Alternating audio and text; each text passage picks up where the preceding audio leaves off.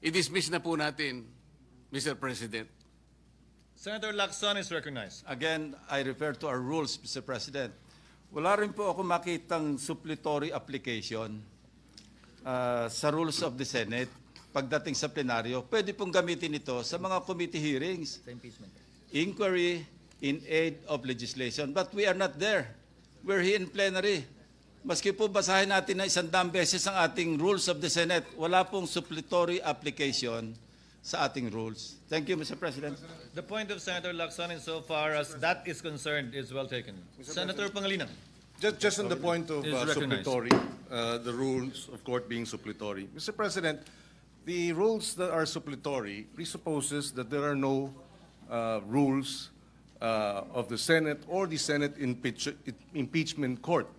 In other words, in the absence of a standing rule or provision of either our Senate rules or the Senate impeachment court rules, then we refer to the rules of court as suppletory to our rules. But in this case, the Senate impeachment court has a specific rule, Resolution number 39. Upon presentation of the articles to the Senate shall specify the date and time for the consideration of such articles. Unless the Senate provides otherwise, it shall continue in session from day to day until final judgment shall be rendered, and so much longer as may in its judgment be necessary. In other words, as an impeachment court, of course, not as a Senate in plenary, but even that is now being debated because this representation believes the sole power to try and decide impeachment cases is the impeachment court and not the Senate in plenary. Mr. President. Majority Floor Leader. Mr. President, next to interpolate, Mr. President, on the list of this representation is the distinguished gentleman from Taguig and Pateros, no other than Senator Alan Peter Cayetano. I move that he be recognized, Mr. President. If I may, Mr. President, with the indulgence of the good gentleman from Taguig and Pateros, yung akin po ay The lady may proceed. susog doon kay Senator Lacson ng mga punto. But, Your Honor, It's the not an chair- interpellation yet, Mr. President. I follow up point to the point of Senator Lacson. If the SP lady may and proceed. the gentleman. Thank you, Mr. President. And with the indulgence, as I said, of the good gentleman from Taguig and Pateros, nabanggit na rin po, Mr. President, pareho ni na Senator Lacson at Senator Pangilinan, yung usapin ng tayo ba, Senate or Senate impeachment court ba? So this is a point of inquiry, actually, a brief point of inquiry, Mr. President, related to the motions at bar now. The question presented to the body is related to an ongoing impeachment case, which is within the jurisdiction of the impeachment court. Should we not first have the newly elected senators take their oaths as senator judges and convene as an impeachment court? I note, Mr. President, that the Supreme Court decision is not yet final.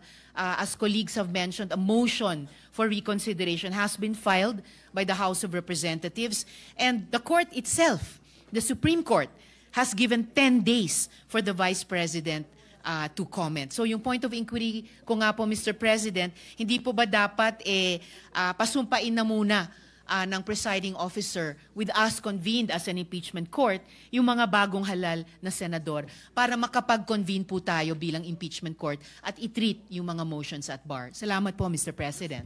Noted and entered into the records. What is the pleasure of the Honorable Just a very quick intervention. Very quick, Mr. President. With the Pangilinan? permission of Yes, our- you may proceed, sir. Yes, Mr. President. And we place this on record after reading the ruling, the decision of the Supreme Court. Mr. President, the Supreme Court referred to the Senate impeachment court repeatedly. And therefore, it is the Senate impeachment court that was also impleaded. It is the Senate impeachment court that may, if it opts to, file a motion for reconsideration. And therefore, this motion to dismiss, we believe, should be forwarded to or tackled by the Senate as an impeachment court. Your Honor, just on that point, the parties mentioned in the case is not the Senate Impeachment Court, but the Senate. And the dispository section of the decision makes mention also of the Senate. If I may quote, consequently, the Senate did not acquire jurisdiction to constitute itself as an impeachment court. That's the decision of the court in Duterte v. HOR. Mr. President, and we will go back to the earlier manifestations The of... mic, please. We will go back to the earlier manifestations of the minority leader. Yes, the Supreme Court ruled that we have no jurisdiction. Yet, the decision is flawed in terms of the facts on procedure, the one-year bar, and on due process. This is at least, of course, our assertion. And therefore, should we not wait for a motion for reconsideration to be resolved before we proceed and vote on the matter that has removed from the impeachment court jurisdiction? Should we not at least assert the power and the prerogative under the Constitution of the Senate Impeachment Court in terms of the exclusive jurisdiction, number one, and the sole power to try and decide?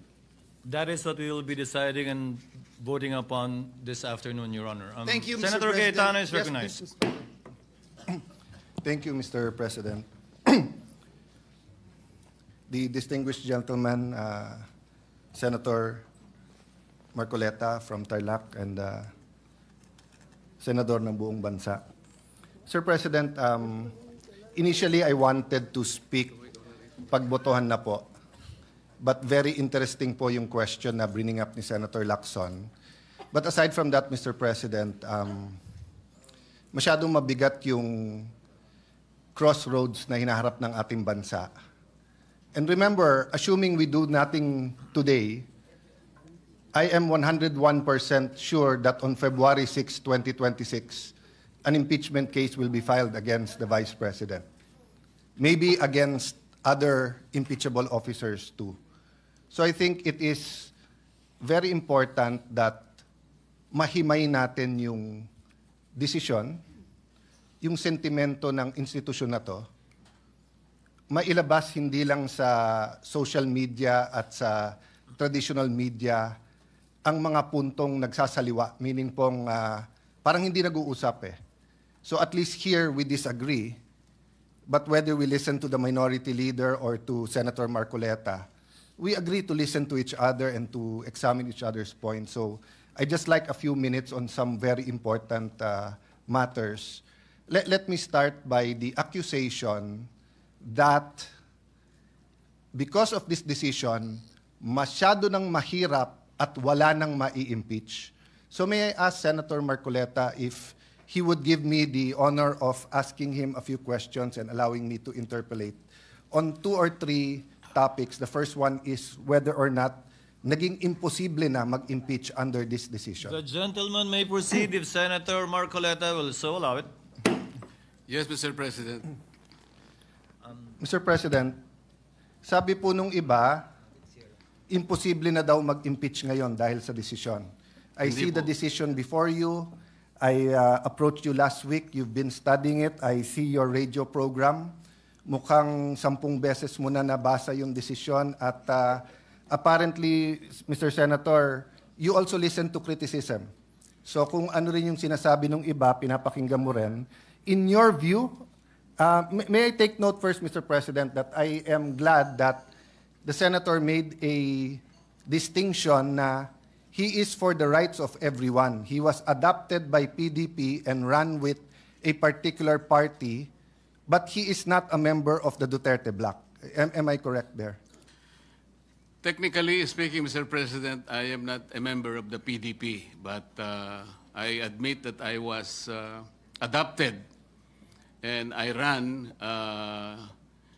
in unity with some of the parties of the PDP candidates at the time. The point I'm going at is like, I was a cabinet member in the Duterte administration, but I have not talked to the Vice President. I ran as an independent in 2022, so I speak now as a senator and not as a partisan.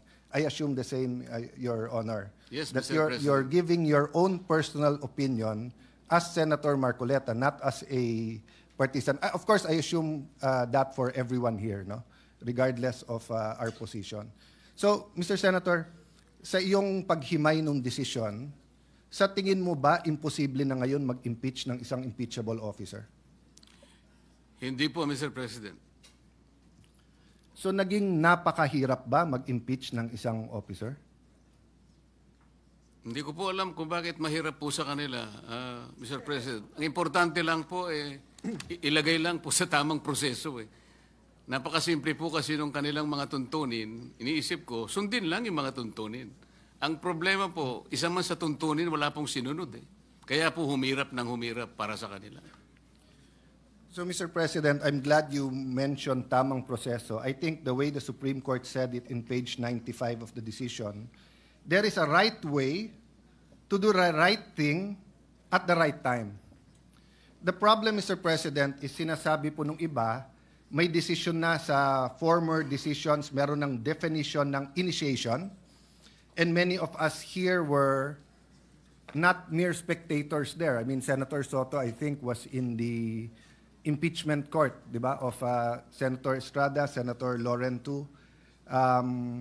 Senator Kiko was still on the, we were together kay Senator Corona.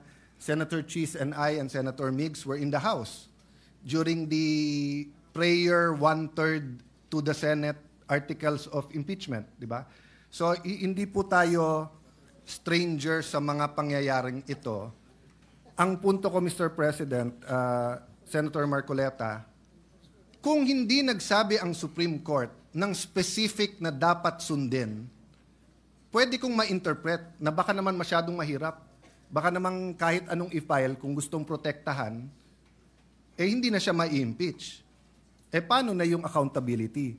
But is it true, Mr. President, that on page 93 of the decision, the Supreme Court actually narrated what has to be done for a valid impeachment complaint?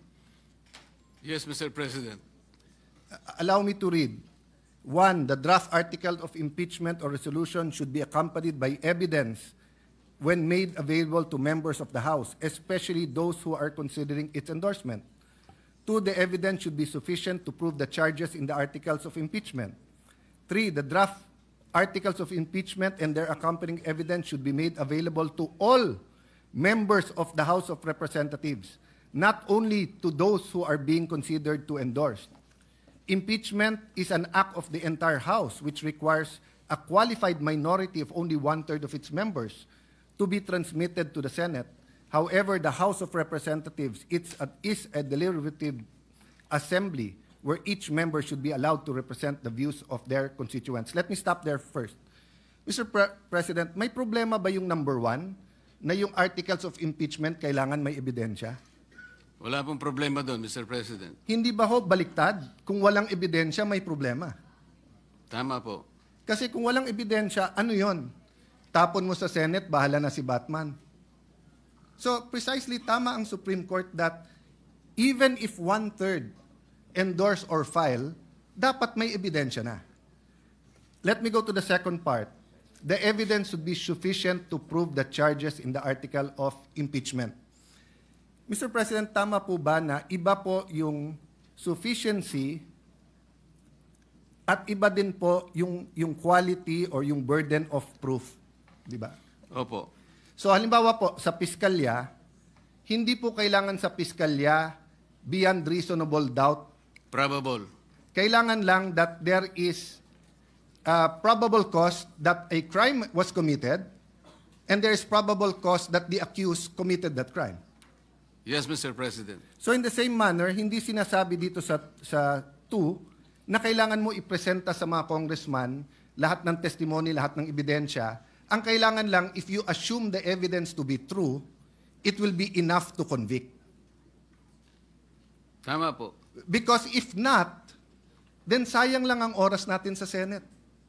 Kung may articles of impeachment ka, walang ebidensya or may ebidensya pero yung ebidensya is not sufficient to prove the charges, either the Senate will be a kangaroo court and convict without evidence, or we will be wasting our time. So wala rin problema sa number 2, Mr. President.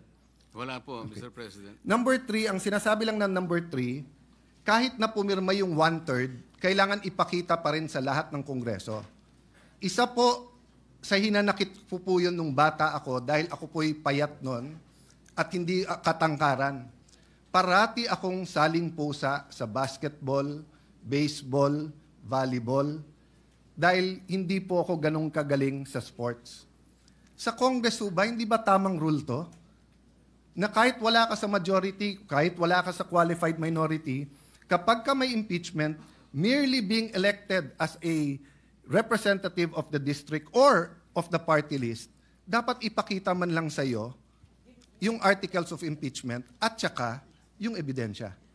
Tama po kayo. Wala man lang po akong nakita sapagkat ako po hindi isinali sa pakakitaan ng... So naiintindihan niyo po kung paano maging saling Hindi ko pusa. nga po alam na meron na po pala. Hindi man lang kami binigyan eh. Kaya nung tinanong ko po yung aking mga kasama, kayo pala binigyan, bigyan nyo nga ako ng kopya para mabasa ko. Wala rin kami. Paano nyo pinirmahan? O hindi naman namin binasa nung pinirmahan na. Basta meron lang binigay ng mga signature pages. Doon lang kami pumirma. So hindi nyo nabasa? Hindi. God and the world has a way of correcting itself because now I have the privilege of serving the people here, not as a saling-pusa, and definitely, Your Honor, as chairman of the Senate Blue Ribbon Committee, is not a saling-pusa here in the Senate. In fact, you are an esteemed neophyte with a very powerful committee. So, again, number 3 is just a simple walang saling-pusa rule, which is very good. Number 4, respondent have the opportunity to be heard on the draft articles of impeachment. Hindi ko na po babasahin dahil mahaba, pero basically ang sabi ng Supreme Court dito, hindi naman kailangan pumunta doon ang Vice President. Pwedeng through pleadings. Meron po bang masama dito, Mr. President, na kapag may na-impeach, bigyan man lang siya ng kopya at pasagutin muna siya sa House bago siya pasagutin sa Senate? May masama po ba dito? Wala pong masama, Mr. President. Ang totoo nga po, sinasabi nga na dapat i-repair po lahat ng impeachment complaints kahit na yung pinirmahan ng 1/3 o higit pa, i-repair sa Committee on Justice.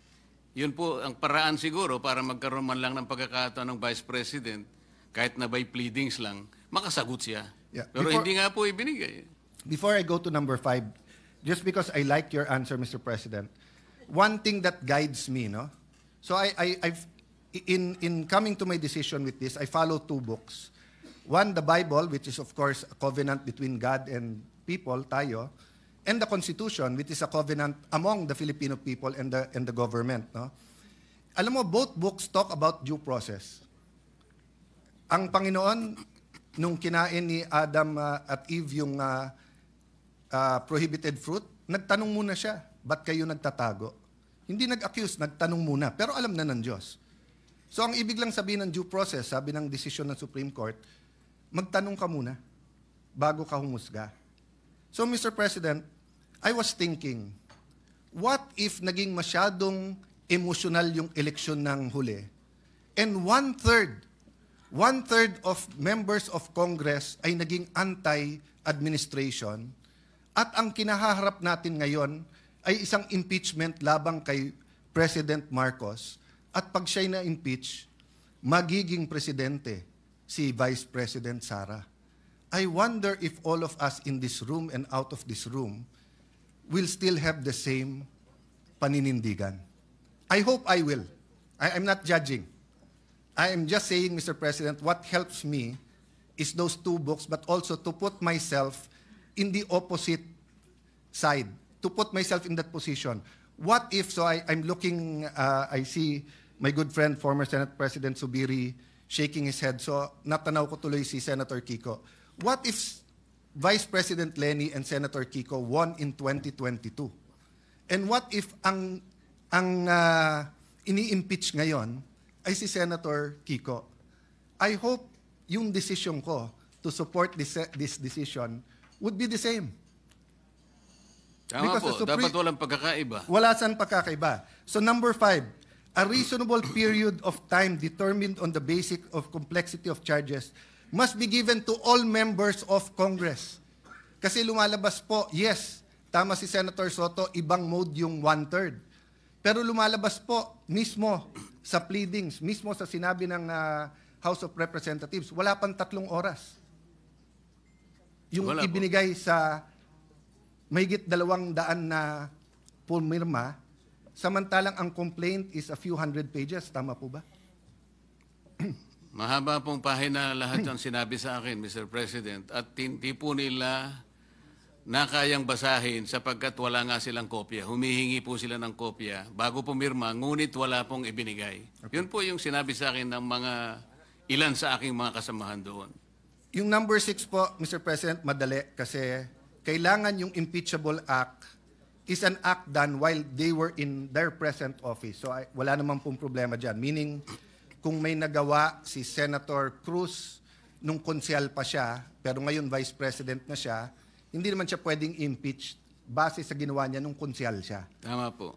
So madali po yon. Number 7, at the very least to accord the opportunity to be heard under the requirement of due process in the procedure under Article 11, Section 3, Paragraph 4, after the draft articles of impeachment and required proof arrived at. Letter A, the House of Representatives should provide a copy of the draft articles and its accompanying evidence to the respondent and give her an opportunity to respond within a reasonable period. May problema po ba dito? Wala po. Kapag ka ganito kabigat, natatanggalin mo ang isang impeachable officers, tama po ba yung surprise? Hindi po. Parang, eto yung wag mo nang tignan, 1/3 naman kami, sa Senado ka na, sa Senado ka na mag-reply.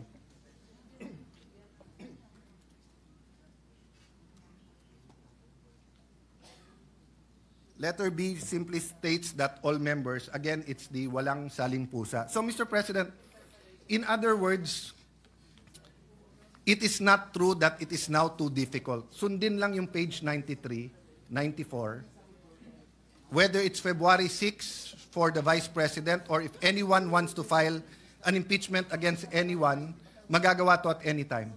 Tama po, Mr. President. Let me reverse my question, Mr. President. Dapat ba maging madali mag-impeach ng isang officer? I'm asking, of course, your opinion that I value, Mr. President. Depende po sa ini-impeach na opisyal. Pero kinakailangan po hindi dapat magmadali. Kaya dalawa po kasing bagay yun eh. Kailangan po siyang mapagbigyan ng due process niya at gaano man po karami yung ebidensyang inaharap sa kanya. Bigyan natin siya ng pagkakataong makasagot. So maaari pong mahirapan ng konti, tumagal ng konti. Ngunit kailangan po natin ibigay lahat ng proseso sa ini-impeach at sa mga nag-i-impeach. I value your answer on due process, Mr. President, and that's my second point. But if you would just also accept, or maybe I can put on record, I'm of the personal view, hindi dapat maging madali mag-impeach ng isang impeachable officer. Bakit po? Unang-una, iilan lang po sila sa ating bansa. Ombudsman, member of constitutional commissions, President, Vice President, Supreme Court. Hindi dapat madali dahil it's an extraordinary remedy in extraordinary circumstance not to penalize them, but para protektahan ng ating bansa at para nga po alisin sila sa equation if they will damage our country. So, the difference po with this impeachment sa iba, at least the impeachment of President Estrada, President Arroyo, and again, may I be sensitive especially to my friends here who are of that administration, was with us, against us, or like Senator Jinggoy and Senator JV. Yung feeling kasi doon is that if there was another day na hindi na impeach, magagamit yung opisina na yon. Kasi presidente pinag-uusapan. Ganon din sa Chief Justice, na habang nandun ka, ma-influensyan mo yung korte. Pero pag pinag-uusapan mo Vice President ngayon, wala naman siyang hawak na departamento. Wala siyang hawak na agency. Wala namang police, militar, NBI, Coast Guard, whatever under sa kanya. yes, we should hold her accountable kung may ginawang mali. Dapat i-impeach pag may ginawang mali.